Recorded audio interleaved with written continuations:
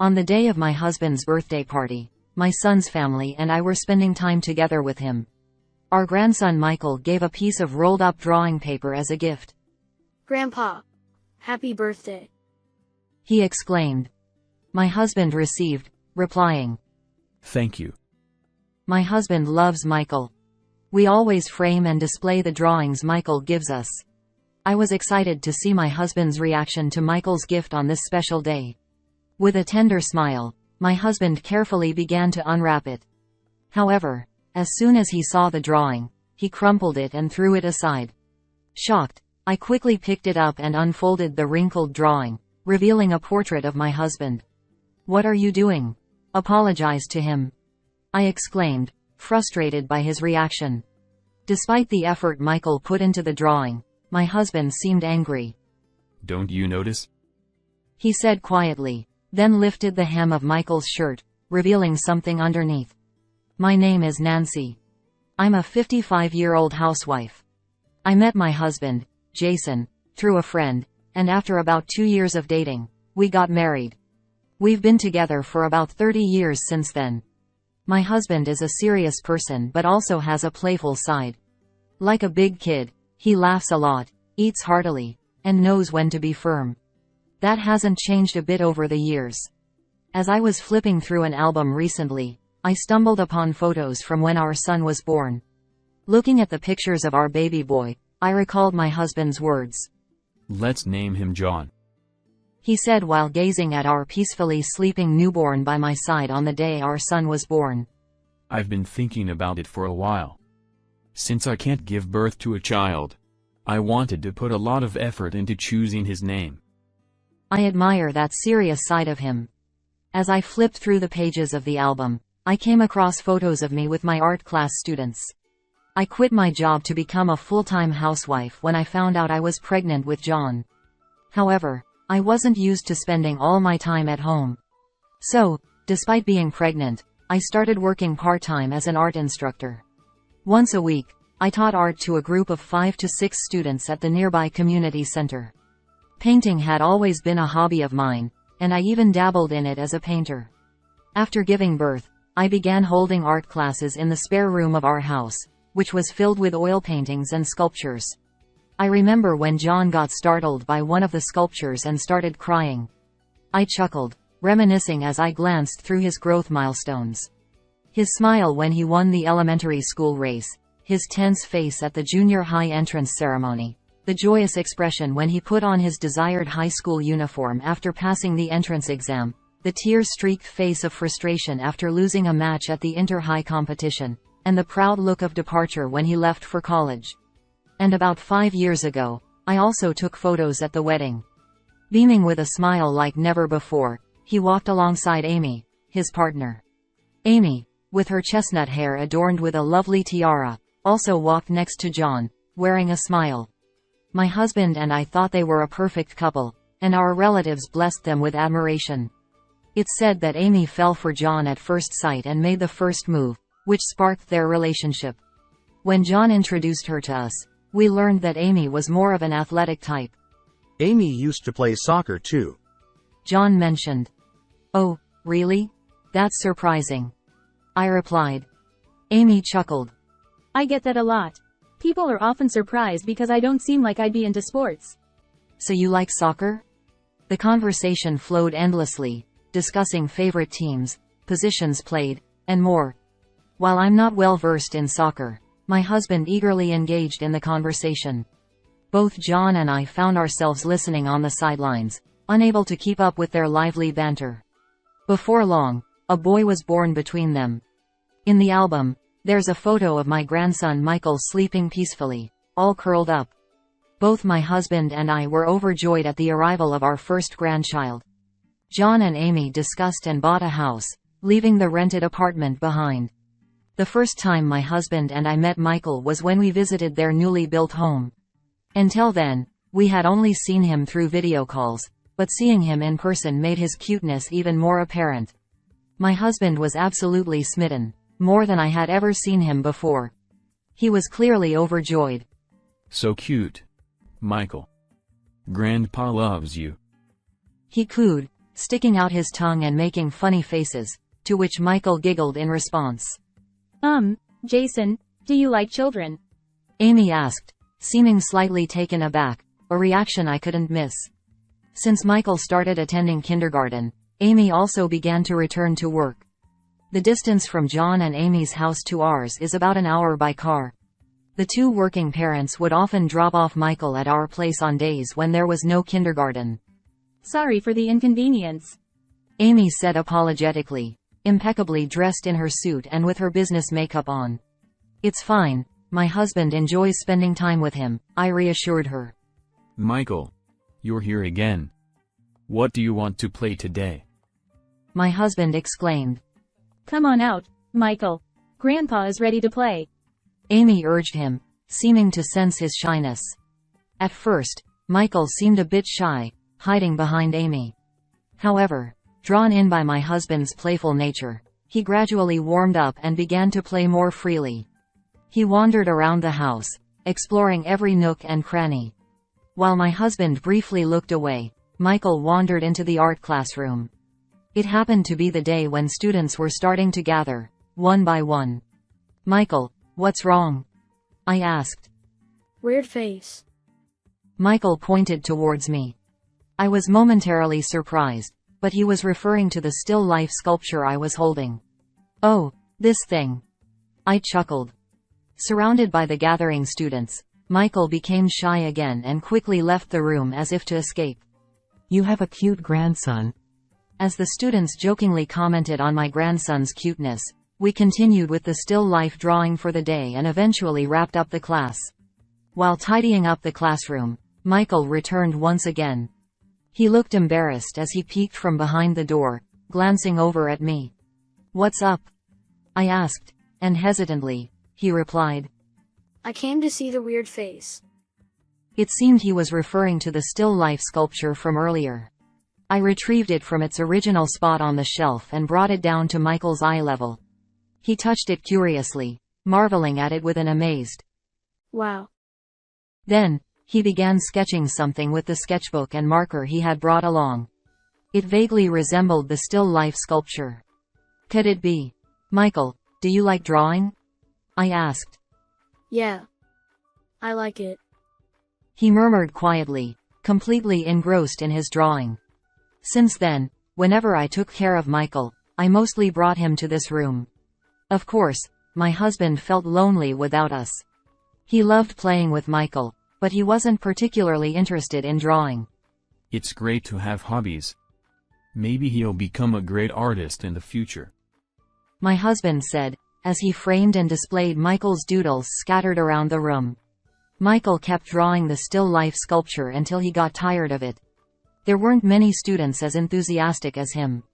Michael, why don't you try using this color here? I suggested, and Michael eagerly applied the crayon in that color. As the lively still life sculpture emerged, he was amazed and his eyes sparkled with excitement. We continued like this, but Amy wasn't pleased with it. Michael, did you dirty your hands with crayons again? They're even on your clothes. Whenever she came to pick him up, her angry outbursts were inevitable. Don't be so upset. Crayon stains wash out easily with water. I reassured her. How did you let it get to this point? Please pay more attention. Amy's anger wasn't solely because of this. As someone who loved soccer, she wanted Michael to play soccer too. That's why she didn't like me teaching him art. He's always drawing at home.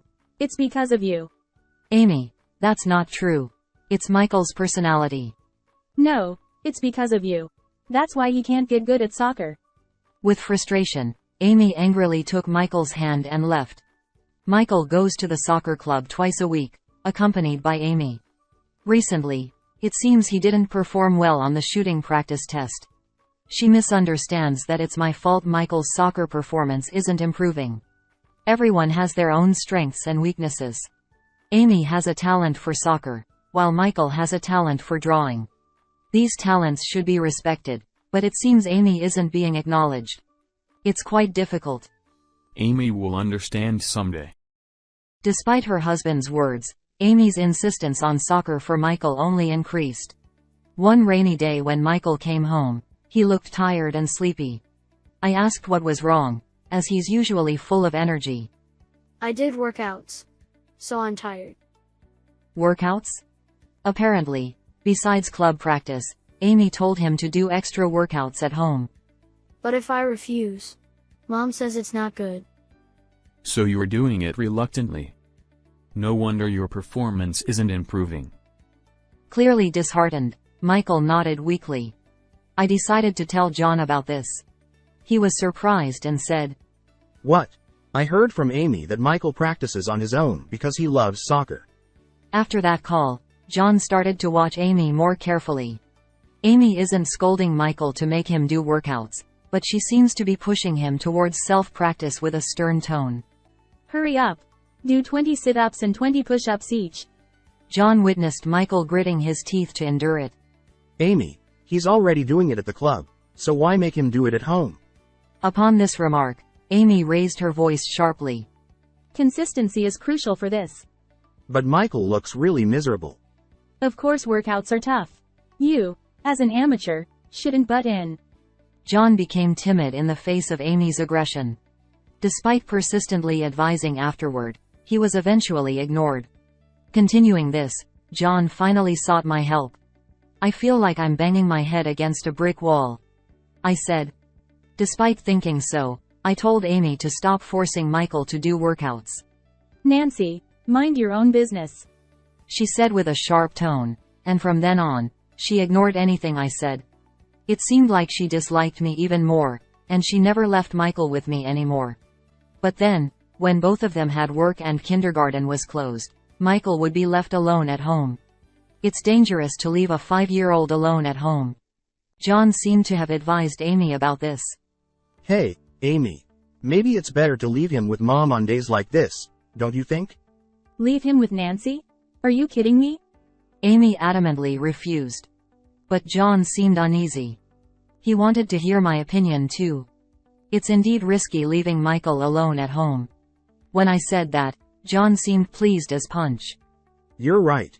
Then, can we secretly leave Michael with Mom? I don't mind, but if they secretly left Michael with me, it would create secrets between John and Amy. Thinking about it, I didn't feel right. But meeting my grandson was a joy, and when we drew pictures together, I forgot all about it. One sunny Saturday, while I was drawing with Michael, Amy called. Michael, he's with you, right? What? I couldn't hide my surprise. How did she know? John has been acting strange lately, so I checked his phone. At first, she thought he might be cheating, but that wasn't the case. I found messages with Nancy. Something about leaving Michael or something. Leaving Michael alone is dangerous. I tried desperately to explain, but Amy wouldn't listen. I'll give John a piece of my mind when he gets back. Just stay out of our business. She hung up abruptly, leaving me frustrated.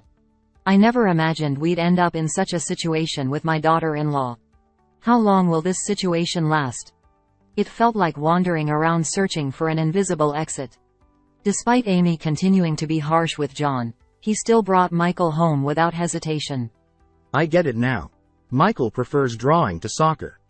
A determination to protect what's important shone in his eyes. Seeing that, I felt a surge of courage in my heart too. I decided to focus on nurturing Michael's individuality. That's when I started to feel hopeful again. Several months had passed, and it was the time when many flowers were in bloom, marking my husband's birthday. On this day, as usual, I lined up my husband's favorite dishes on the table and invited the John family to celebrate.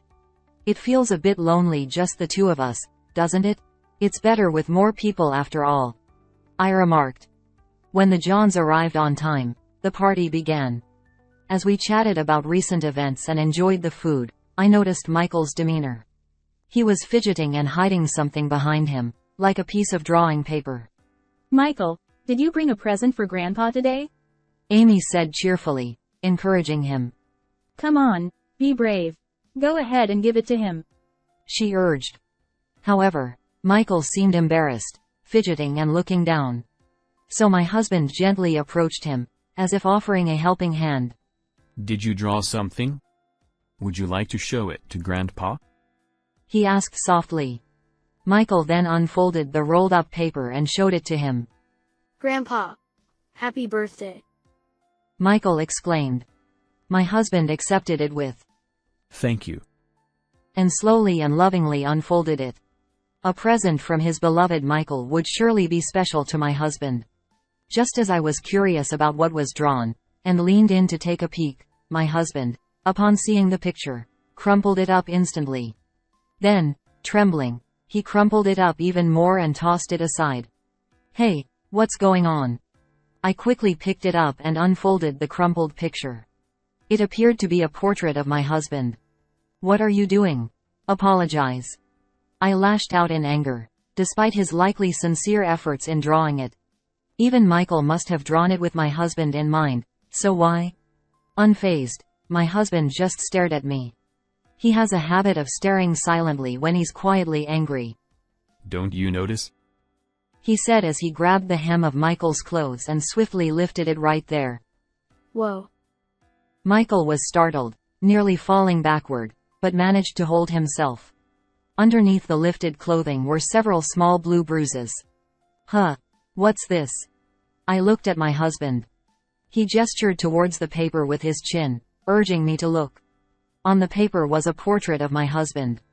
However, upon closer inspection, the mole's position and the shape of the nose were subtly different. There were also blue spots-like marks on the lower part of the body below the portrait. Moreover, in the corner of the paper, the words, "Help me," were drawn small. I had a terrible feeling. Could those blue marks represent bruises on Michael's body? Was someone being harmed by being forced to draw portraits? As this thought crossed my mind, I looked at my husband, who nodded deeply. It seemed he was thinking the same thing. Someone was harming our grandson. Feeling the danger to our beloved grandson, my husband crumpled the picture in anger. Why on earth? As my husband trembled with anger, John, puzzled, approached. Mom, Dad, what's going on? When John came and saw Michael, he was shocked by his pitiful appearance. Michael, what happened to those bruises? I must have looked pale. With a sinking feeling, I showed John the drawing Michael had made. John was also surprised. This isn't Dad. And he raised his voice. What's the meaning of this? Tell the truth. Michael was startled and burst into tears. Seeing this, Amy rushed over, holding Michael protectively. Stop it. These bruises are from soccer practice. Mom, you're lying. For the first time, Michael rejected Amy and pulled away from her grasp. Mom and the teacher, they bullied me. John, my husband, and I were all confused. The portrait? I don't even know that person. Mom made me do it. With each word, Michael cried harder. Amy looked flustered. Well. And she started to speak. Meanwhile, Michael confessed everything. Amy instructed to draw a portrait of Grandpa for the birthday party. However, the person in the photo she showed Michael was an unfamiliar man. Despite refusing to draw it, she was told to draw the portrait of that person. Michael was convinced it was the new grandpa and was ordered to present it to my husband at today's birthday party. After hearing everything, the gaze of me, my husband, and John all turned to Amy, demanding an explanation. As she realized that everyone there was on Michael's side, she sighed in resignation. I found someone to be Michael's new father. I wanted Michael to see him as his dad. Him? So, you were cheating? We were already planning to be together. She spoke matter-of-factly, with a wicked smirk on her face. Amy said she deeply resented the fact that my husband and I were meeting Michael. She thought we were taking him away from her. You two spoil Michael. I thought it would hurt if he rejected you. She intended to brainwash Michael into thinking her new boyfriend was his father. And she wanted to see us hurt by Michael's rejection, laughing at our pain. If Michael rejected us on his own, she could blame it on him. And she planned to use that as an excuse to file for divorce.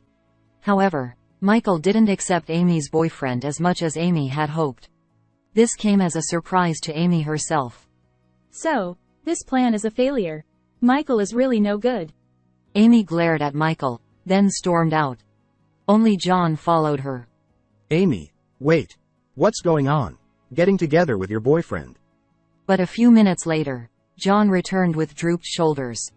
Amy jumped into a passing taxi and drove off. Later, a message arrived on John's smartphone, saying, Heading back home. With just that message, he turned back. Well then. Let's contact her parents over there and have them keep an eye on Amy. The husband suggested, to which John nodded silently in agreement. A few days later. It was unusually warm for this time of year, a day that could be called an Indian summer day when we invited Amy over to discuss matters. The four of us, my husband John, Amy, and I, gathered in the living room. Take a look at this. John said, tossing an envelope containing documents onto the table. John had hired a detective agency to investigate Amy. Since Michael started attending the soccer club, Amy's appearance had gradually changed. At first, he didn't pay much attention. However, he became suspicious when she started going to the beauty salon frequently and changing her makeup. What was even more conclusive was when he accidentally stumbled upon her exchanges on her smartphone. Furthermore, the person she was corresponding with was not a friend or acquaintance. He was a completely unknown man. I was shaken by the messages. Want to meet again, like you, all with heart emojis. John said, with a detached tone. Looking at the results of the investigation, the person turned out to be a male coach from the soccer club. Amy didn't seem inclined to hide it, quietly staring at the documents. I was planning to tell you after Dad's birthday party. John spoke calmly, but like my husband, he was quietly angry. I regret not bringing it up sooner. Amy said nothing. After she ran off, we took Michael to the hospital to have his bruises examined. He had blue and red bruises, and he said they hurt. Upon hearing this, the doctor wondered. There's a possibility that he was being hit regularly in his daily life.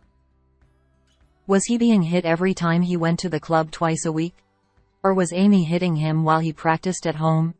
Michael remained silent, his lips sealed.